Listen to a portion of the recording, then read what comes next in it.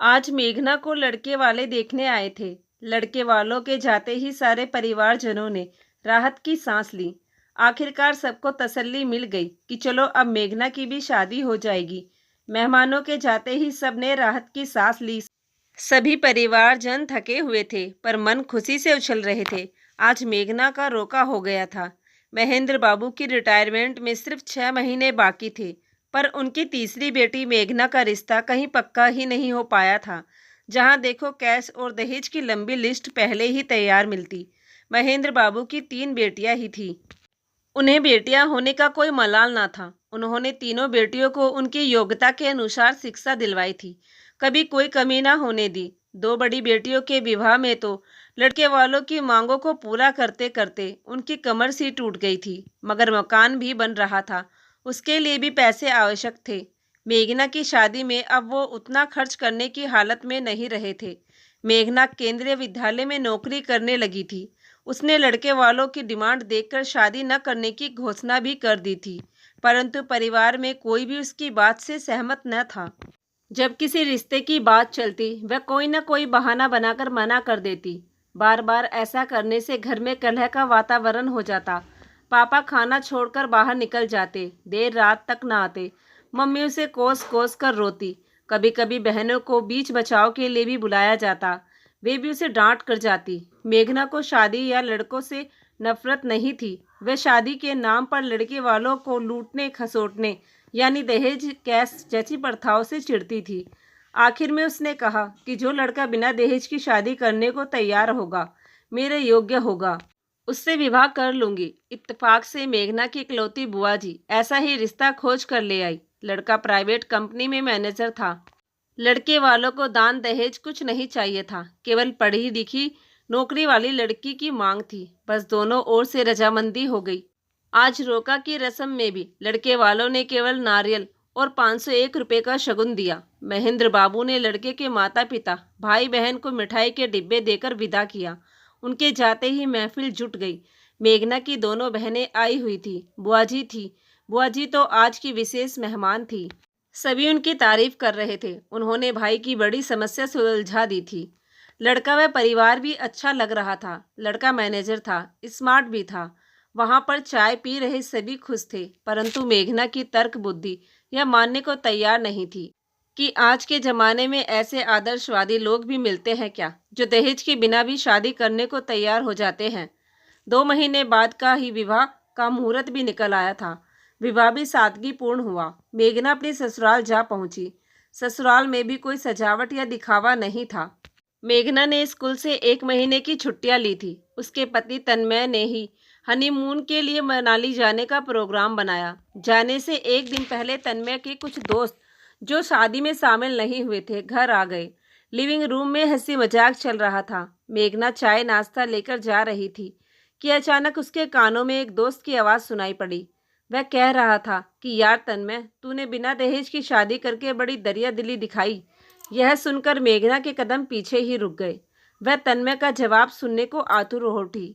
मेघना की आहट से अनजान तन्मय जोर से ठहाका लगाकर बोला कि मेरा दिमाग अभी पागल नहीं हुआ है। मैं तुम सब जैसा नहीं हूँ। तुम जैसे से बुद्धि में 4 कदम आगे ही चलता हूँ।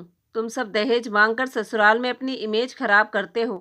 वहीं मैं ससुराल में भी मान सम्मान बनाए रख सरकारी नौकरी वाली लड़की से विवाह करके अपना भविष्य सुरक्षित करने की सोचता हूँ। आगे समझ जाने लगा। तुम सब महामूर्ख हो। एक बार ढेर सारा दहेज लेकर सोचते हो उम्र कट जाएगी। बचपन में पढ़ी वह कहानी जिसमें हंस लड़के को एक सोने का अंडा देने वाली मुर्गी मिल जाती है। उस मूर्ख ने सोचा रोज रोज कौन इंतजार करे, एक ही बार इस मुर्गी का पेट काट कर इस मुर्गी के सारे सोने के अंडे निकाल लूं। और फिर उसने वैसा ही किया। क्या हुआ? मुर्गी भी गई, अंडा भी ना मिला। तुम सब भी उस मूर्ख लड़के हंस से कम नहीं हो। कहानी याद आई कि नहीं? मैं तो मुर्गी से रोज एक सोने का अंडा लिया करूंगा। समझ लो मैंने सोने का अंडा देने वाली मुर्गी पाली है। तुम लोगों को यह पता ही है कि सहज पके सो मीठा होए। तुम लोग बड़े बड़े व्यवसायियों की लड़कियों से शादी कर दहेज और रकम के सपने पूरे करने के पीछे पागल रहते हो।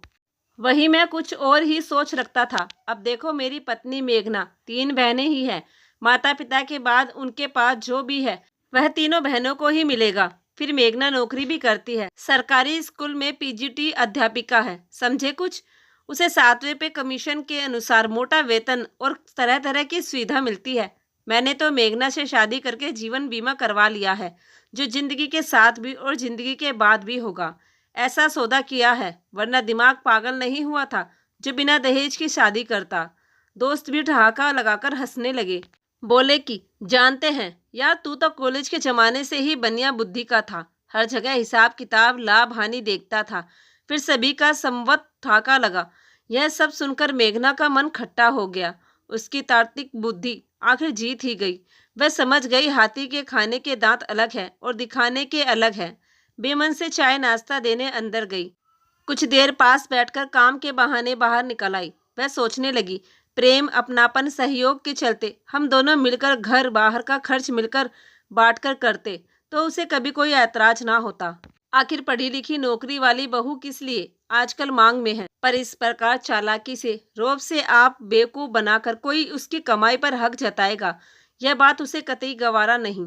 रात को सिर दर्द का बहाना बना जल्दी सोने का नाटक किया। सोचती रही उसके माता पिता बेचारे ऐसा योग्य नेक दामाद पाकर कितना खुश है। नहीं नहीं, मैं उनका यह भ्रम बनाए रखूंगी। तन्मय को मैं ही सबक सिखाऊंगी। मनाली में उसने नोटिस किया कि बड़े बड़े खर्च उसी की एटीएम से रुपये निकाल कर हो रहे हैं। छोटे मोटे खर्च वह अपने क्रेडिट कार्ड से करता। घर वालों के लिए उपहार लेकर वह बहुत संतुष्ट था। उसने भी बहाने से उसके पास से क्रेडिट कार्ड निकाल अपने माता पिता के लिए दुसाला व शॉल ले ली। क्रेडिट कार्ड वापस तन्मय की पर्स में रख दिया। बातों बातों में तन्मय बड़े ही प्यार से उससे उसकी अभी तक की सेविंग, बीएफ, वेतन आदि की जानकारी लेता रहा। मेघना भी सावधान थी, उसने भी कोई जानकारी सही नहीं दी। घर लौटकर मेघना ने बड़ी होशियारी से सबके लिए लाए उपहार उन्हें दिए। साथ में मेरी ओर से कहना भी नहीं भूली। तन्मय चुप रह गया। वह जानता था कि सब मेघना के पैसों से खरीदा है। सभी मेघना से खुश हो गए। जब जीवन की गाड़ी अपनी रोजमर्रा की पटरी पर आ गई, तन्मय का ऑफिस मेघना के स्कूल के आगे ही था।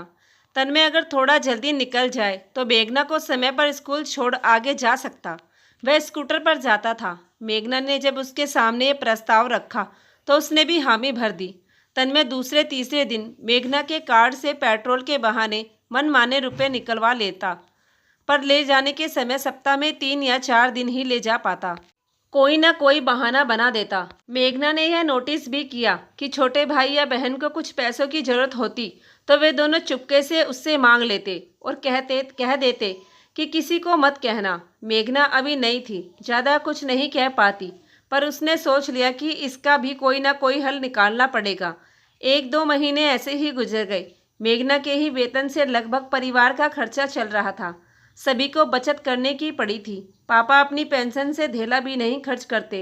यही हाल तन्मय का था। राशन, दूध, बाई, बिजली का बिल, फल सब्जियां सबका भुगतान मेघना ही करती। छोटे छोटे खर्च तन्मय दिखावे के लिए करता। एक दिन मेघना मायके गई तो उसने अपने पापा को कुछ उदास पाया। बार बार पूछने पर उन्होंने बताया कि मकान बनाने पर अनुमान से बहुत ज़्यादा पैसा लग चुका है। अब हालात यह है कि मकान में लकड़ी का काम करवाने के लिए पैसे कम पड़ गए हैं। बिल्डर ने काम रोक दिया है। मेघना को मन ही मन बहुत दुख हुआ कि जिन माता पिता ने शिक्षा दिलवाई, कमाने योग्य बनाया, वही आज पैसों की तंगी सहन कर रहे हैं। वह उदास मन से वापस आई। महीने के खत्म होते ही छुट्टी के दिन, जब सवेरे सब फुर्सत चाय की चुस्कियां ले रहे थे, उस समय मेघना ने बड़ी शालीनता और अपनेपन की चाशनी पगी जबान में कहा, देखिए, कायदे से हमारे घर में 3 जनों की आमदनी आती है। मेरी और तन्मय जी का वेतन और पापा जी की पेंशन पर बचत के नाम पर कुछ भी नहीं है। ऐसा कैसे चलेगा? मुझे तो बहुत चिंता होती है। सुधीर की पढ़ाई के 2 साल बाकी है। कंचन की शादी भी करनी है। ऐसी अपनेपन और जिम्मेदारी वाली बातें कर उसने सबका दिल जीत लिया। आगे खर्च बढ़ेंगे, इसलिए हमें अभी से प्लानिंग करके खर्च करना चाहिए। आज हम यह देख लेते हैं कि इस महीने किसने कम खर्च किया है और किसने ज़्यादा। सब अपने द्वारा किए हुए खर्चों का ब्यौरा दे। जिसका खर्च ज़्यादा हुआ होगा उसे इस महीने राहत दी जाएगी। नए महीने से सब बराबर खर्च करेंगे ताकि सबकी थोड़ी बहुत बचत होती रहे, जो भविष्य में होने वाले खर्च में सहायक बने। एक कागज पर तीनों ने अपने द्वारा किए खर्च का ब्यौरा लिखा। जब उस ब्यौरे को जोर जोर से पढ़ा गया तो सबसे ज़्यादा रकम मेघना की ही खर्च हुई थी। तन्मय के भाई बहन द्वारा लिया गया सारा खर्च भी सबके सामने स्पष्ट हो गया। तन्मय थोड़ा झेप गया क्योंकि उसने भी मेघना का बहुत पैसा निकाला था। अगले महीने के लिए सारे खर्च को बराबर बराबर बांट दिया गया। अब मेघना की अच्छी खासी बचत हो जाती थी। वह गुप्त रूप से मायके का मकान बनाने वाले बिल्डर से मिली। अग्रिम पैसा देकर उससे कहा कि आप मकान का लकड़ी का काम पूरा करिए, मैं समय समय पर भुगतान करने आती रहूंगी। पापा को इस बात का पता नहीं लगना चाहिए। 1 महीने के अंदर घर का लकड़ी का काम हो गया। मेघना ने मकान की सफाई वगैरह करवाकर सारा हिसाब चुकता कर दिया। उसने मकान की चाबी पापा को देकर शिफ्ट होने को कहा। यह सब जान पापा चकित रह गए। बेचारे मेघना की इस मदद से शर्म से झुके जा रहे थे। मेघना ने इस बात को गोपनीय रखने को कहते हुए पापा से कहा कि आपको इस मदद के लिए शर्म लज्जा महसूस करने की आवश्यकता नहीं है। आपका हमारे ऊपर पूरा हक है क्योंकि आपने ही हमें इस योग्य बनाया है। तन्मय भी कम न था। उसने बिना दहेज की शादी की, मन ही मन से उसका मुआवजा चाहता था। एक दिन मेघना को उसे उसके सहकर्मी से पता चला कि उसने तन्मय को कार की शोरूम में कार पसंद करते देखा। तन्मय मेघना के सहकर्मी को पहचानता न था। मेघना को अंदाजा लग गया कि शीघ्र ही उससे रुपये लेकर तन्मय कार खरीदने की योजना बना रहा है। मेघना ने भी एक योजना बना डाली। अपने 2 बुजुर्ग सहकर्मियों को, जो बहुत समझदार व अनुभवी थे, अपने साथ लेकर एक नामी कार के शोरूम जा पहुंची। बहुत सोच समझकर उसने एक कार पसंद की। डाउन पेमेंट कर आसान किस्तें बनवा ली। कार उसने अपने नाम से खरीदी। कार चलाना उसे कॉलेज के समय से आता था। 3-4 दिन उसने सहकर्मी की पुरानी कार से अभ्यास किया। आत्मविश्वास आ जाने पर कार लेकर घर गई। पूरा परिवार देखकर चकित रह गया। मेघना ने कहा, मेरे मम्मी पापा ने विवाह की पहली वर्षगांठ पर मुझे दी है। तन्मय और उसके परिवार को खुशी तो थी, पर कार की मालकिन तो आखिर मेघना ही थी। बिना मेघना की इजाज़त के बिना कोई मर्जी से कार नहीं ले जा सकता था। अब मेघना ने अपनी 4 सहअध्यापिकाओं को, जो के आसपास रहती थी, एक साथ अपनी कार में स्कूल चलने को राजी कर लिया। उसने उनके द्वारा दी गई धनराशि से वह पेट्रोल डलवा कर बचे हुए रुपये में और रुपया मिलाकर किस्त भरने लगी। तन्मय इन बातों से अनजान था। रोज मेघना से गाड़ी चलाने के लिए मिन्नतें करता दिखाई देता। मेघना भी मन ही मन मुस्कुराती। सौ एहतियात बरत कर गाड़ी चलाने का आदेश देकर चाबी देती। एक दिन मेघना की स्कूल की छुट्टी थी। उसने नोटिस किया पूरे घर की कुछ गुप्त मंत्रा चल रही है। उसके रसोई में व्यस्त होने का लाभ उठाया जा रहा था। वह समझ गई कोई बड़ा फैसला ही है जो उससे गुप्त रखा जा रहा है। 2-3 बार उसने वकील को भी घर में आते देखा। वैसे तो उसे कोई चिंता नहीं थी, पर अब वह तन्मय की किसी चालाकी भरी योजना का शिकार नहीं बनना चाहती थी। वह ससुराल के प्रति अपने कर्तव्य से भली प्रकार परिचित थी और उन्हें पूरा भी कर रही थी। वह एकदम नॉर्मल बातचीत करती रही। तन्मय ने कार की चाबी मांगी और अपने माता पिता को कार में बिठाकर कहीं ले गया। दोपहर के बाद सब लौटे। तन्मय ने भी आज छुट्टी ली थी। शाम को उसके सास ससुर अपने रूटीन के अनुसार पार्क में घूमने चले गए। मेघना ने तन्मय को कुछ सामान लेने के बहाने भेजा। घर में इस समय कोई ना था। उसने झटपट सास के तकिए के नीचे रखी अलमारी की चाबियां निकाल अलमारी खोल डाली। सामने वही लिफाफा पड़ा था जो उसके ससुर के हाथ में उसने देखा था। कागजात निकालकर उसने जल्दी जल्दी पढ़े, फिर उसी तरह कागजात लिफाफे में डाल दिए।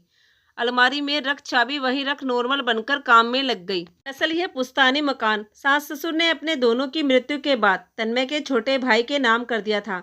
उन्हें यह विश्वास था तन्मय और मेघना समय आने पर नया फ्लैट लेने में सक्षम होंगे। कुछ दिनों बाद मेघना को सास ससुर ने बड़े प्यार से बुलाकर कहा, बेटी यह पुश्तैनी मकान पुराने तरीके से बना हुआ है। हमारा तो जमाना गुजर गया है। अब तन्मय, सुधीर और तुम लोगों को इस तरह के मकान में तंगी आएगी। हम सोच रहे हैं कि इसे नए तरीके के घर में तब्दील कर ले। अगर तुम कुछ लोन ले लो तो यह काम आसान हो जाएगा। अभी तो तुम्हारे सिर पर कोई जिम्मेदारी नहीं है। नौकरी भी लंबी है, आसानी से किस्त चुका सकती हो। मेघना समझ गई उस पर जाल फेंक दिया गया है। उसने कहा, ठीक है मम्मी पापा, मैं स्कूल में जाकर पता करती हूँ। 4 दिन बीत गए। उसने अकाउंट विभाग और अनुभवी साथियों से विचार विमर्श किया। मेघना ने घर आकर बताया कि लोन तो मिल जाएगा, पर तभी मिलेगा जब मकान मेरे नाम पर होगा, क्योंकि सिक्योरिटी के लिए मुझे मेरे नाम के मकान के कागजात बैंक में अपने पास रखने हैं, ताकि किस्तें न चुका पाने की हालत पर वह मकान पर कब्जा कर सके। यह नियम तो आपको मालूम ही होगा। मरते क्या ना करते, मकान को मेघना के नाम किया गया। अब मेघना ने लोन लेकर अपने मनपसंद तरीके से मकान रेनोवेट करवाना शुरू कर दिया। 3-4 महीने में ही पुराने मकान की जगह एक नया खूबसूरत घर तैयार हो गया, जिसकी मालकिन मेघना थी। मकान बनने के कुछ दिन बाद एक दिन मेघना की एक सहकर्मी अध्यापका उसे जल्दी घर लेकर आ गई। उसने घर में सबको बताया कि अभी मेघना को अस्पताल से लेकर आ रही हूँ। इसे स्कूल में घबराहट और चक्कर आ रहे थे। वहीं से वे दोनों अस्पताल गई थी। डॉक्टर ने मुआयना कर बताया कि यह किसी बड़े तनाव को झेल रही है। कुछ दिन घर पर आराम करने की सलाह दी गई है। यह बताकर वो चली गई। एक दिन बाद सभी ने मेघना से तनाव के बारे में पूछा। मेघना ने कहा उसे हर समय लोन का तनाव रहने लगा है। स्कूल में भी छात्रों को मन लगाकर नहीं पढ़ा पाती। मानसिक तनाव से हर समय सिर दर्द रहता है। प्रिंसिपल के पास मेरी शिकायत भी छात्राओं ने ही की है। मुझे प्रिंसिपल की ओर से वार्निंग भी मिल चुकी है। इस कारण मैं मानसिक रूप से बहुत चिंतित हूँ और तनावग्रस्त रहने लगी हूँ। मुझे डर है यह लोन का तनाव मेरी नौकरी को न ले डूबे। आजकल स्कूल कॉलेज में बहुत सख्त नियम बन गए हैं। जो पढ़ाने में लापरवाही करे, जब मनमानी करे, उसे सस्पेंड कर देते हैं या किसी दूर दराज की शाखा में स्थानांतरित कर देते हैं, जहां मूलभूत सुविधाएं भी कठिनाई से मिलती है। मजबूरी में कुछ लोग तो नौकरी छोड़ना बेहतर समझते हैं। जब वे इतने ज्यादा वेतन देते हैं तो काम भी एकदम बेहतरीन मांगते हैं। यह सब सुनकर सभी घबरा गए। मेघना ने बड़े ही प्यार से आखिर कहा, कुछ महीने में लोन की रकम बढ़ाकर लोन जल्दी से जल्दी उतारने की कोशिश करती हूँ। घर खर्च की जिम्मेदारी आप दोनों उठा लें। अगले महीने से सारा घर खर्च ससुर की पेंशन और तन्मय के वेतन से चलने लगा। मेघना ने बड़ी होशियारी से खुद को आज़ाद कर दिया। मेघना मन ही मन हंसती रही। उसने कार और मकान का लोन उतारने के लिए स्कूल में ही कुछ ट्यूशन भी ले ली, जिससे उसकी आमदनी बढ़ गई और फिर वह लोन की किस्त की रकम बढ़ाकर लोन उतारने लगी। तन्मय ने भी रोज एक सोने का अंडा देने वाली मुर्गी के सपने देखने छोड़ दिए थे और घर खर्च में तालमेल बिठाने के लिए पार्ट टाइम जॉब करने लगा। मेघना भी मन ही मन सोचती कि प्यार मोहब्बत सादगी से तन्मय उससे सहयोग चाहता तो वह बड़ी खुशी से करने को तैयार थी, पर जहां उसने चालाकी मक्कारी से उसे मूर्ख बनाने की कोशिश की, वहां तो तू डाल डाल में पात पात वाली कहावत ही लागू करनी पड़ी। तो दोस्तों, ये कहानी आप लोगों को कैसी लगी कमेंट में लिखकर ज़रूर बताना, और अगर कहानी पसंद आई हो तो प्लीज़ हमारे चैनल को ज़रूर सब्सक्राइब कर लीजिएगा। धन्यवाद।